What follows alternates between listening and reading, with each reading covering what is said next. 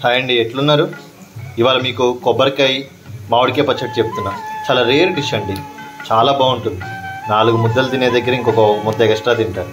దీనికి కావాల్సినవి నేను డిస్క్రిప్షన్లో చూపించిన విధంగా తాలింపు వేసుకోండి. ఫస్ట్ ఆవాలు, జీలకర్ర, మినప్పప్పు, శనగపప్పు, ఎండుమిర్చి, 3 పచ్చిమిర్చి, పోపు వేగానే పక్కన పెట్టుకుని అదే మూకెడ్లో ఆయిల్ పోసుకుని మామిడికాయ ముక్కలు, కొబ్బరికాయ ముక్కలు కొంచెం ఒక 2 నిమిషాలు 3 నిమిషాల పాటు వేయించుకోండి.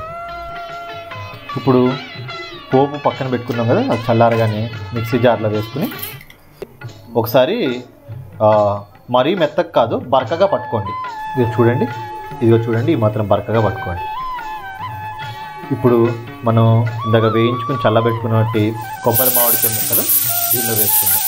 ఇప్పుడు దానిలోనే ఒక 2 స్పూన్ల సాల్ట్ వేసుకుని దీన్ని కూడా బాగా మెత్తగా కాకుండా కచ్చాపిచ్చాగా పట్టుకోండి.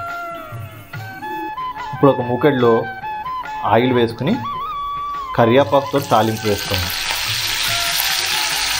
ఇప్పుడు ఆ తాలింపుని మనం కచ్చాపిచ్చగా దంచుకున్న బట్టి పచ్చడి మీద వేసుకోండి. చూడండి ఎంత బాగుందో. ఇది వేడివేడి అన్నంలో నేను చెప్పినట్టు నెయ్యితో ట్రై చేయండి.